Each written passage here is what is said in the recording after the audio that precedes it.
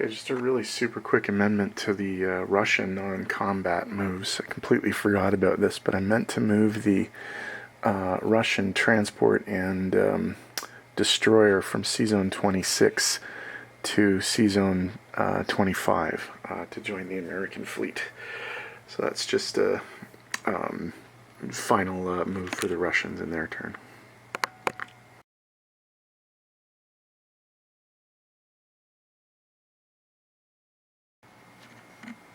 Japanese have 38 IPCs to spend. They're going to be spending 25 on a new aircraft carrier, a new destroyer, and a new submarine. So that's 13, 7, and 5.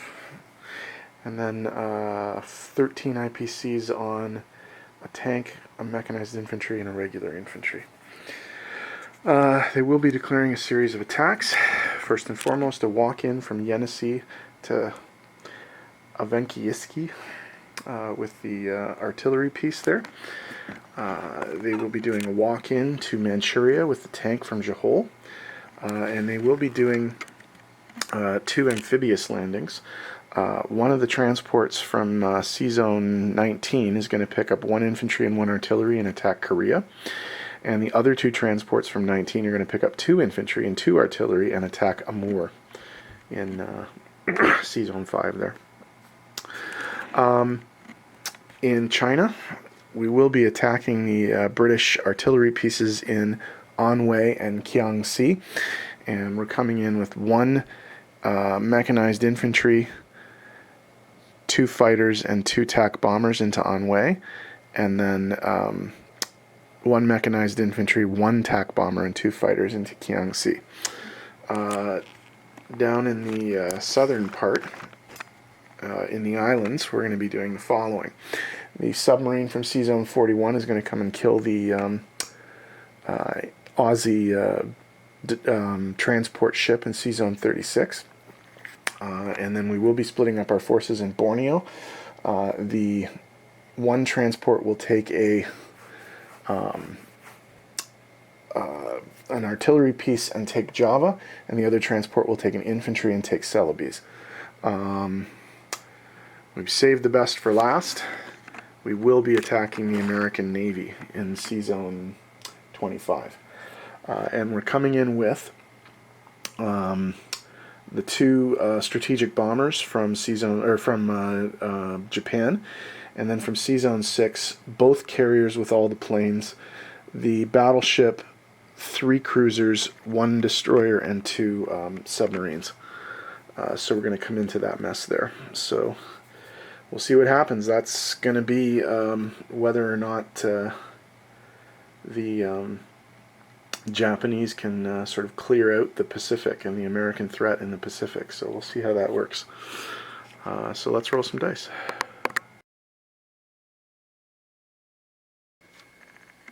We'll do an easy one first. C-Zone 36. The Japanese submarine I-159 is going up against the Australian HMAS Tarakan transport ship. There are no dice to be rolled here. This is an auto kill, but again, just wanted to get it on record.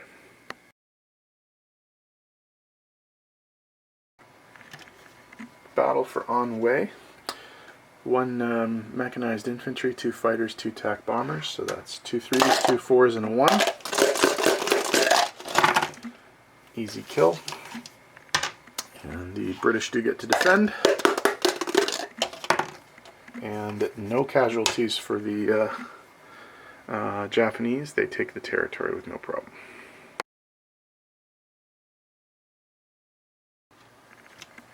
Okay, we have an attack on Kiangsi. Mech infantry, 2 fighters, and attack bomber. That's a 4, 2 3s, and a 1. 2 hits, that's all they needed. UK response.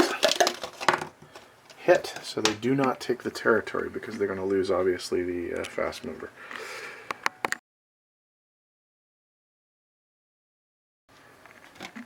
For the amphibious assault on Korea, the Nissan Maru transport ship is bringing in infantry and an artillery. They both missed. Russian defense. Hit. hit, bad sign. Miss. Miss. Hit. Miss. So they do take the territory with only one casualty.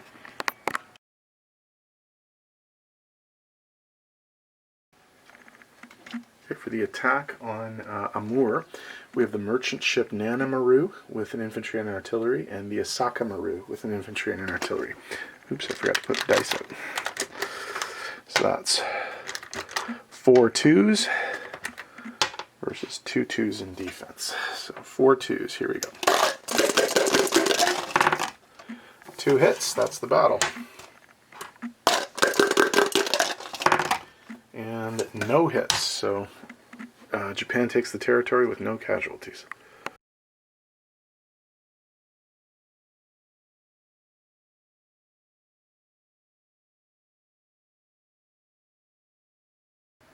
Okay, this is a huge battle for the Pacific. This is Sea Zone 25, just off the coast of Midway.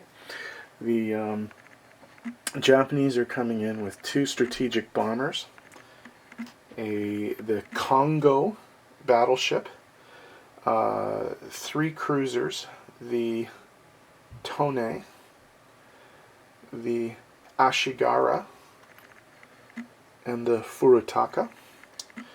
They're coming in with a destroyer, the Ayanami, and 2 submarines, I-154 and I-158, and of course 2 tactical bombers and 4 fighters from the carriers Shinyo and Shokaku. The Americans are defending with the USS Missouri and the USS Mississippi battleships. Cruisers, the USS New Orleans and the USS San Francisco. The carrier, the USS Lexington, that has 2 fighters and a tactical bomber on it. 2 destroyers, the USS Farragut and the USS Madison. And 3 submarines. SS-306 Tang, SS-269 Rasher, and SS-249 Flasher. We also have 3 transport ships. The SS Gilbert Stewart, the SS William S. Ladd, and the SS Coast Farmer. In addition, there are 2 Russian boats in the water. The destroyer Derzky, D-E-R-Z-K-I-Y, don't know how to pronounce that, and the SS Tashkent transport ship. So let's get right to it. There's going to be a lot of interesting things happening here. There's a lot of boats with double damage capabilities, so we'll see what happens there. So 2 4s for the bomber, a 4 for the battleship, 2 4s for the tacks, 3 3s for the cruisers, 4 3s for the fighters, a 2 for the destroyer, and 2 2s for the subs.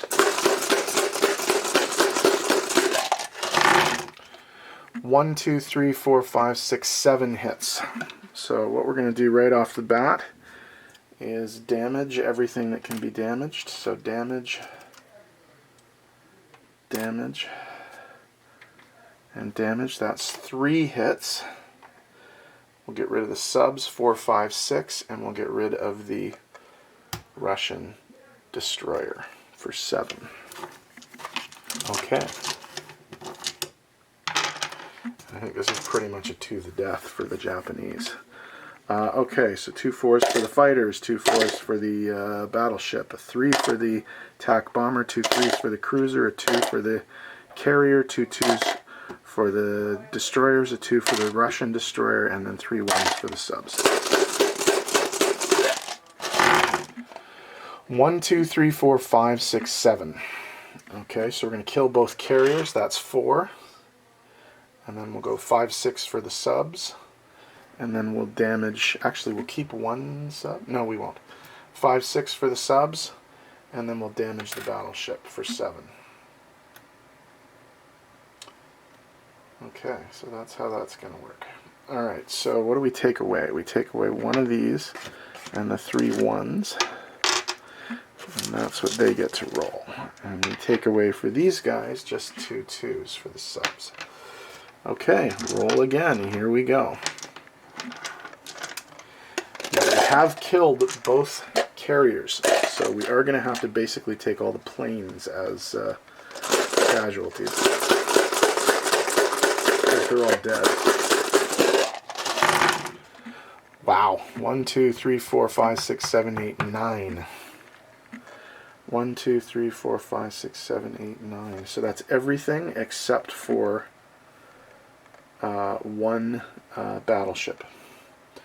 So 2, 3, 4, 5, 6, 7, 8, 9. Wow. Okay. Alright, we're going to take planes as casualties.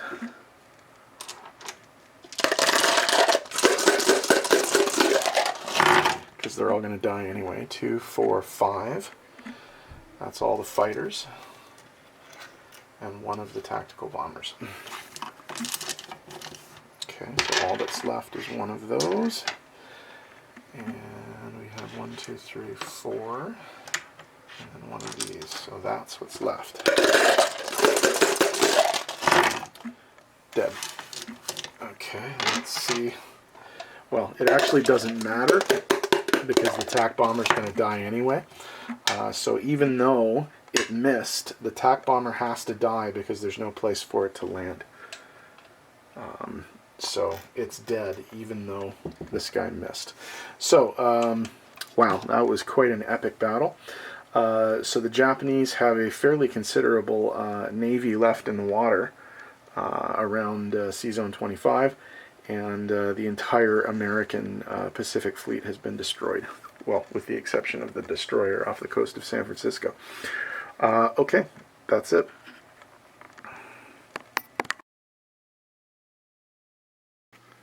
Okay, non-combat.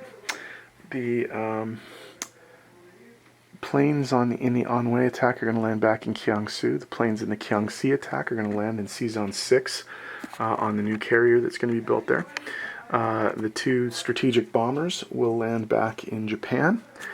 And then the naval elements around Borneo will make their way to C-Zone 20. So that's a battleship, a cruiser, and 2 destroyers. Okay, that's that. Let's tidy this up and we'll come back with placements.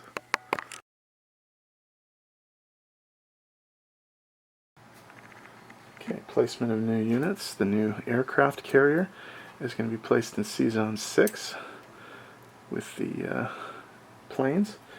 The new destroyer and submarine will also go in C-Zone 6.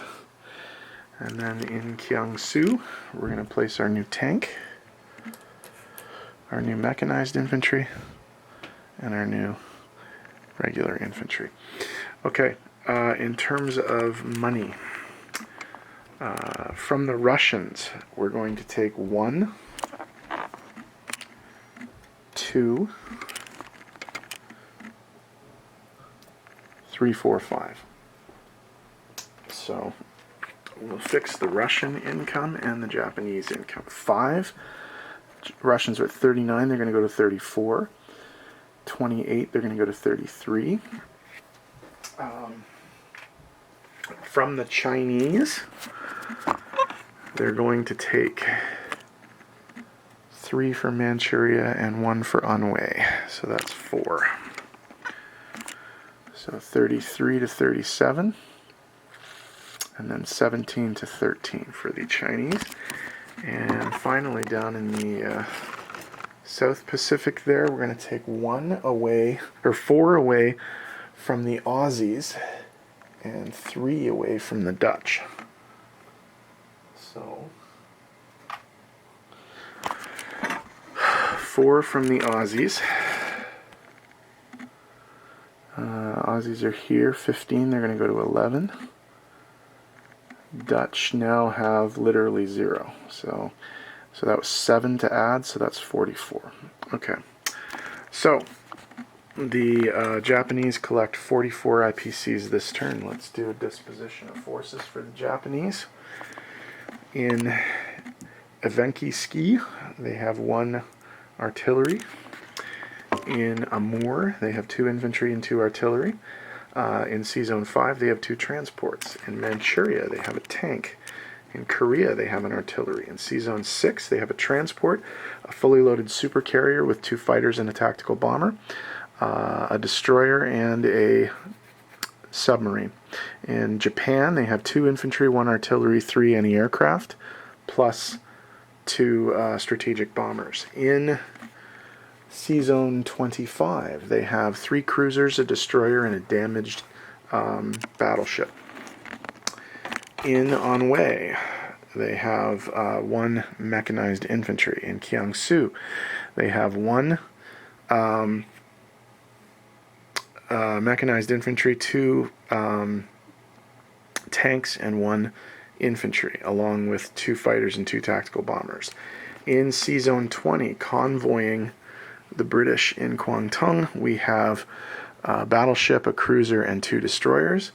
In Hainan, convoying the Aussies, or in C-Zone 36, convoying the Aussies in Hainan, and technically the French, although the French can't pay anything. We have 1 submarine.